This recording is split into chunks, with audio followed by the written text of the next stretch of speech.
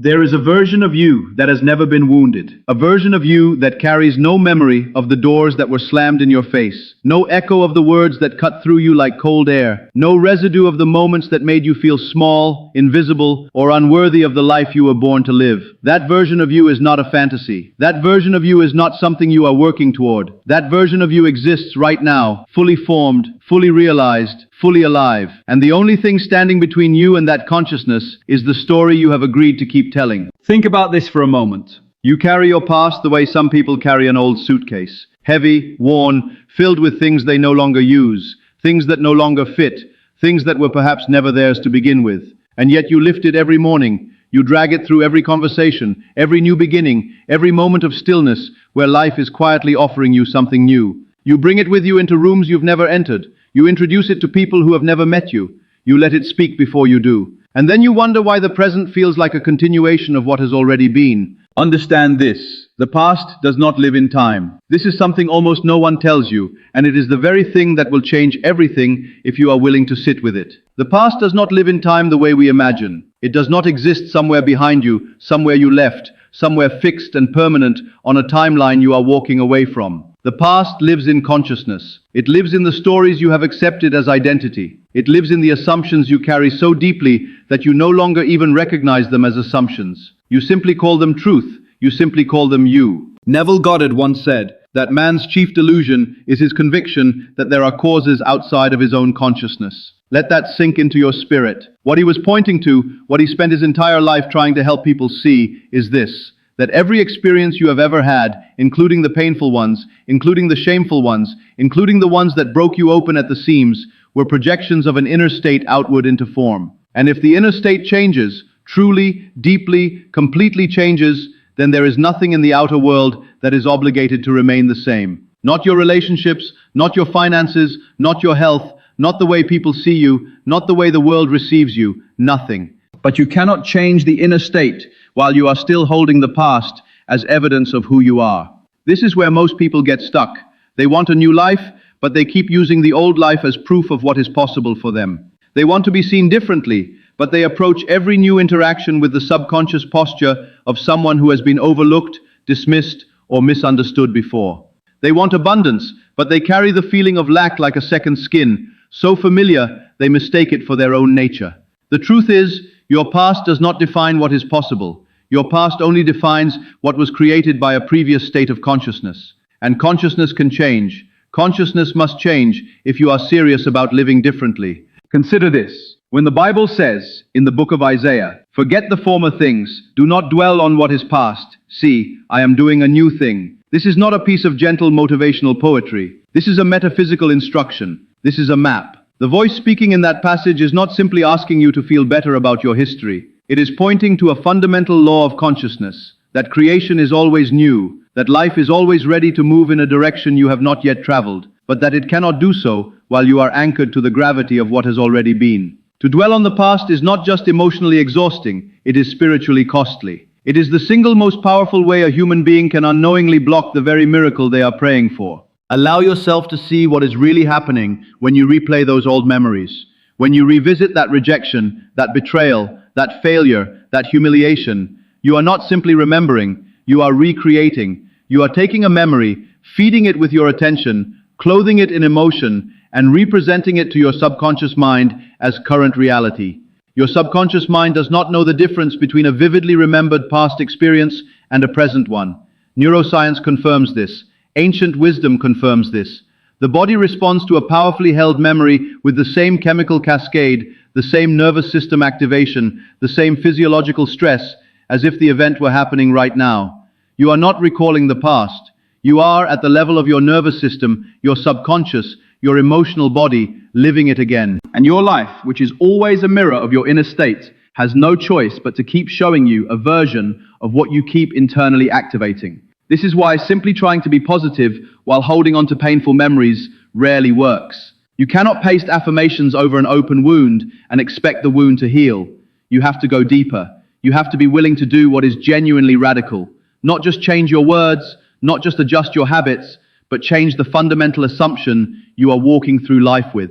Change the story you have accepted as the foundation of your identity. Feel this deeply. You are not your past. Say that again, not as a slogan, but as a truth you are willing to let restructure your inner world. You are not your past. You are not the sum of what happened to you. You are not the product of what others decided to believe about you. You are not the accumulation of your mistakes, your losses, your failures, your grief. You are consciousness itself, experiencing a temporary story.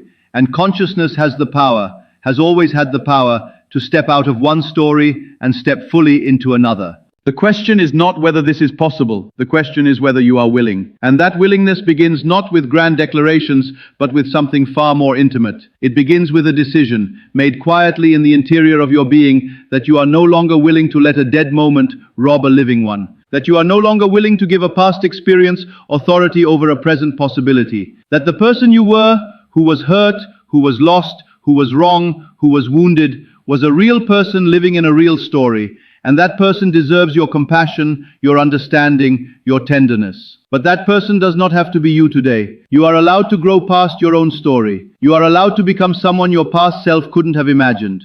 Think about this for a moment. Every single person you have ever admired for their transformation, every person whose story moved you, who walked through something devastating and emerged into something luminous, every single one of them, at some point, made the same internal decision. Not that their pain wasn't real, not that what happened to them didn't matter, but that the identity formed in the pain was not permanent, that they were allowed to release it, that God or life or whatever name you give to the intelligence that breathes this universe into being was not requiring them to carry the old weight forever. Neville Goddard taught something that shook me the first time I truly understood it. He said that what you are seeking is seeking you, that the life you want to live is already formed in consciousness, already complete in the invisible world, already yours by divine right, and that the only work you are asked to do is to become inwardly consistent with it, not to earn it, not to fight for it, not to overcome some external obstacle, but to become it in the interior world first, and then watch, with patient confidence,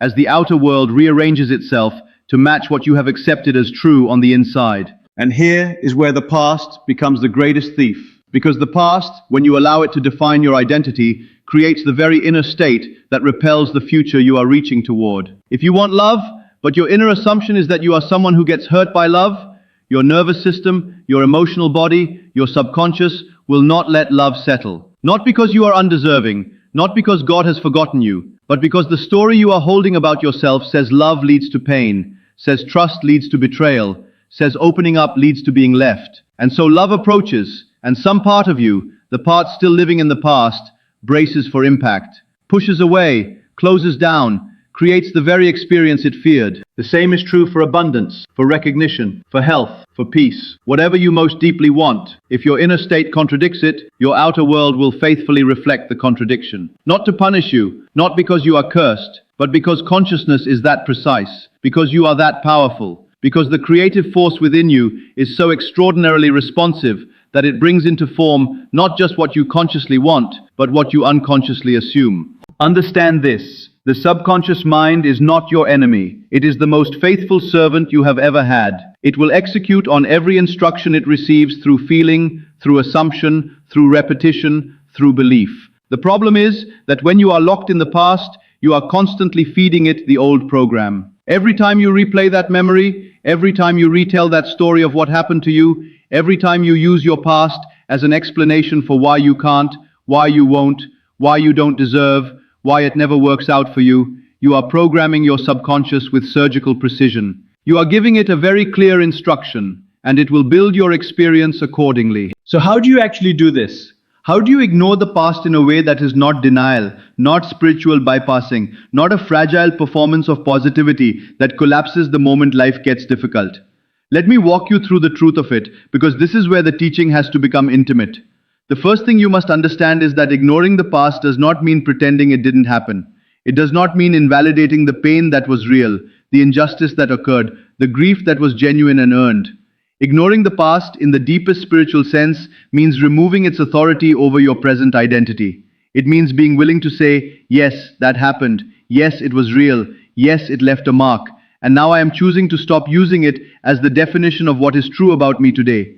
I am choosing to stop making a temporary experience into a permanent identity. That is the work, not erasure, revocation of authority. The second thing you must realize is that this is not primarily an intellectual exercise. You cannot think your way out of a past that lives in your body. The past that controls your present is not stored primarily in the story you tell with words. It is stored in the emotional residue, the physiological patterning, the deep subconscious grooves carved by repetition and emotion. And so the shift must happen at the level of feeling. It must happen at the level of assumption. It must happen in the imaginal world that Neville Goddard described as more real than anything you can see with physical eyes. This is why imagination is so central to this work. Not daydreaming, not wishful thinking, but the disciplined, intentional, emotionally saturated practice of imagining from the end, of inhabiting in the inner world the version of yourself who has already moved past the wound, already arrived in the new life,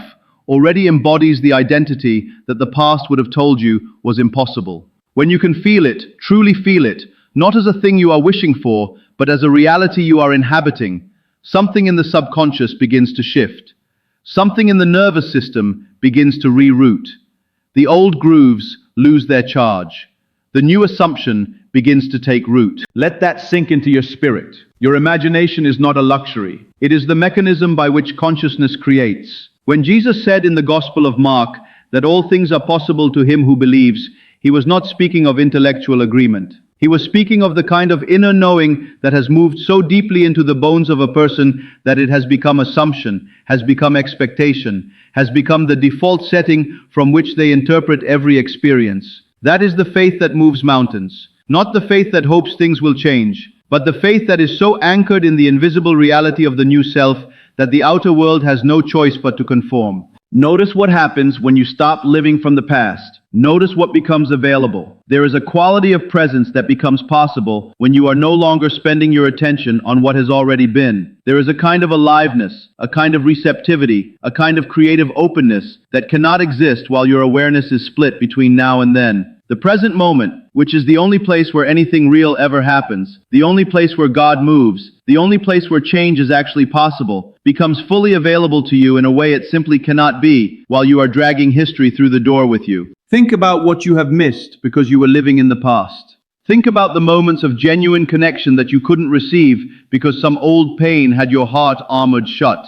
Think about the opportunities that appeared and were dismissed because the past whispered, "That won't work out, it never does." Think about the beauty that was present in moments you were too haunted to see. The past does not just shape your identity, it literally narrows your perception. It filters reality through the lens of what has already been, so you keep seeing confirmation of the old story everywhere you look, while the doors of the new story stand open just beyond the edge of your attention. You must realize that the world you see is the world you are, not the world you want, not the world you are trying to build, the world you are in the interior of your consciousness right now. What you assume about life, about yourself, about what is available to you, this is what gets externalized. And the past, when you carry it forward, is continuously creating your assumption about what life is, what you deserve, what is possible, and what should be expected. Which means that the path to a different outer world always runs through a different inner assumption. Imagine for a moment that you woke up tomorrow with no memory of any painful event that has ever happened to you. Not because the events were erased, but because you simply were not carrying them anymore. Imagine waking up with a consciousness so clear, so present, so rooted in the now, that the old stories simply had no grip. How would you walk into the world? What would you reach for? What would you allow? What would you believe was possible? What kind of love would you be willing to receive? What kind of boldness would you act from? Who would you become in the absence of that weight?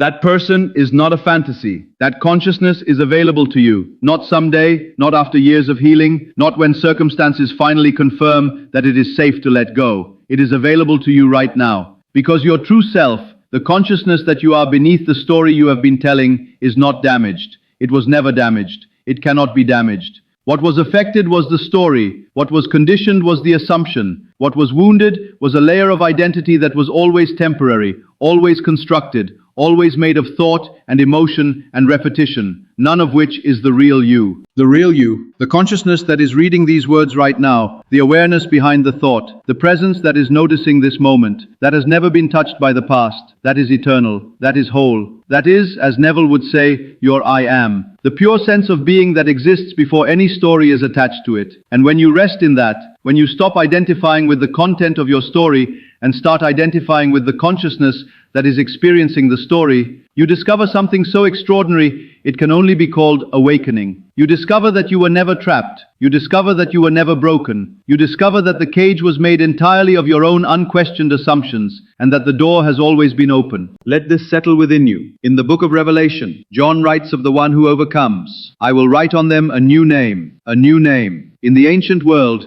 your name was your identity. It was not just what people called you. It was who you were believed to be. A new name meant a new nature, a new story, a new set of assumptions about what was possible for that person. This is what the spiritual teacher is always pointing to. Not a cosmetic change, not new behavior layered over an old identity, but a genuine reconstitution of the self at the level of assumption, at the level of belief, at the level of what you carry as your fundamental understanding of who you are in relation to life. And this is what it means to ignore the past. Not to forget it in the way that time forgets, but to revoke its authority. To stop feeding it with your attention, your emotion, your retelling, your identity. To stand in the now and declare from the deepest place within you, that is done. What is here, right now, is all that has creative power. What I am now is the only thing that matters, and what I am now, I choose. This is radical. This requires something of you. It requires that you are willing to feel some grief about the person you have been, not in shame, but in tenderness. To acknowledge what the old identity cost you,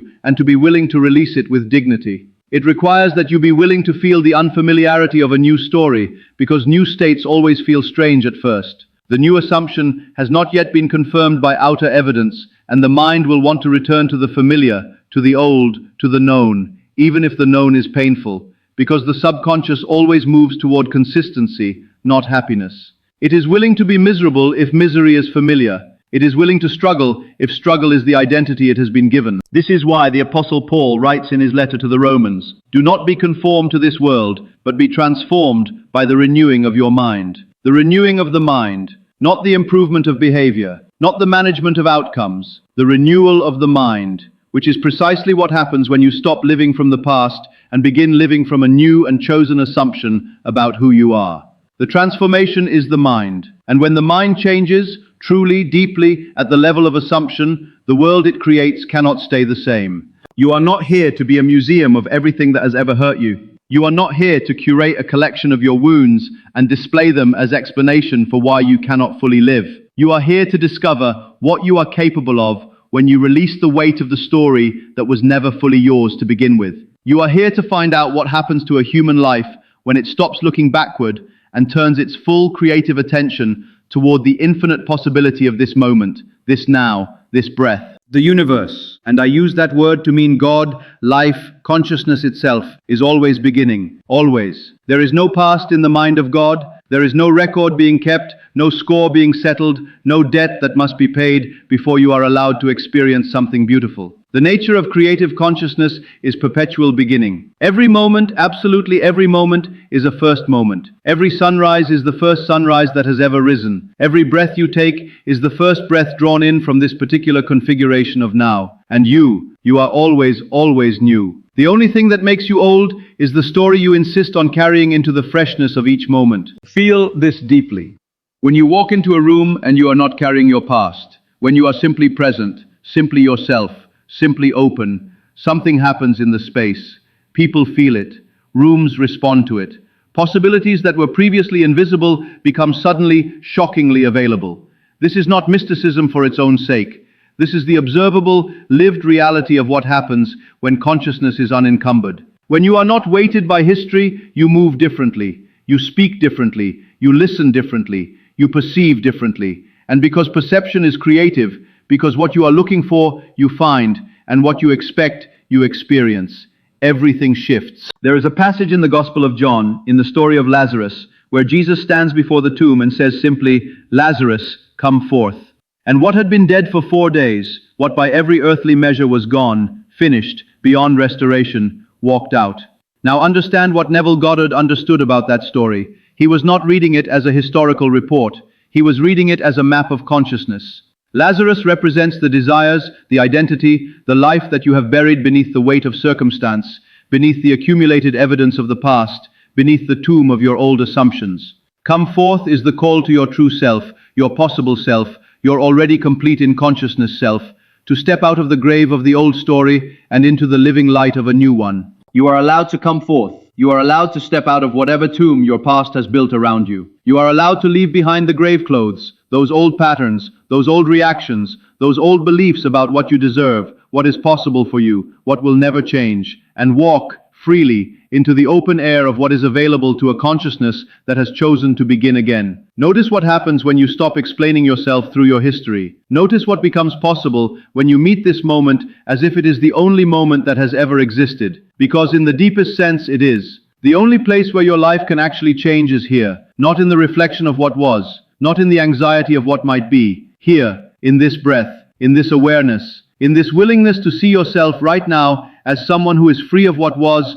and open to what is. This is the practice. Not once, not dramatically, daily, every single morning, before the past has a chance to reassert itself. Before the old stories rush in and claim your attention, you make a decision. You choose, consciously, deliberately, from the authority of your own divine nature, to live from the new state. You imagine the feeling of the wish fulfilled. You inhabit the consciousness of the person you are choosing to be. You let that feeling saturate your body, your breath, your being, until it feels not like a practice, but like a memory of something true. Until it feels like coming home to something you had only temporarily forgotten. And on the days when the past comes back, because it will, because that is the nature of deeply carved grooves in consciousness, you do not resist it with force. You do not fight it. You do not shame yourself for feeling it. You simply notice it, acknowledge it with compassion, and gently, firmly return your awareness to the state you have chosen. Not because the past didn't happen, but because you are no longer willing to let it be the creative force in your life. You are taking that creative authority back. You are reclaiming the throne of your own inner world. The kingdom of God, as Jesus described it, is within you, not above you, not outside you, not waiting for you somewhere in a future you have to earn, within you, right now. And what does a kingdom mean? It means sovereignty. It means authority. It means that within the interior of your own consciousness, you are the supreme creative power. Nothing has authority over your inner world without your permission. Not the past, not the opinions of others, not the evidence of circumstances, not the memory of what has already been. In your inner kingdom, you are the king, the queen, the throne, and the crown. And from that inner throne, from that place of sovereign creative authority, you choose what you assume to be true. You choose what identity you walk the world in. You choose what story you are telling about yourself and about life. Let this expand within you. This is not arrogance. This is not the ego claiming false power. This is the recognition of what you genuinely are, a being of consciousness, made in the image of the creative force that brings worlds into existence, endowed with the same imaginative power that governs the universe, fully equipped to step out of any story that no longer serves the fullness of what you were created to be. This is the birthright that every spiritual tradition, in its deepest form, is pointing toward. Not a life of suffering nobly endured, not an endless striving toward a happiness that is always just out of reach, but the lived reality of a consciousness that has woken up to its own authority, its own power, its own divine creative nature, and chosen to live from that place, deliberately, consciously, with every breath and every thought and every assumption. The past is done. It happened. It was real. And it is done. What is alive is this moment. What is creative is this consciousness. What is available is everything your true nature has ever longed for, held perfectly in the invisible world of pure potentiality, waiting for you to become consistent with it on the inside, waiting for you to release the old assumption and step with full inner authority into the new one. You have been waiting to feel ready. You have been waiting for the fear to disappear before you begin. You have been waiting for the outer evidence to confirm that it is safe to believe something new about yourself.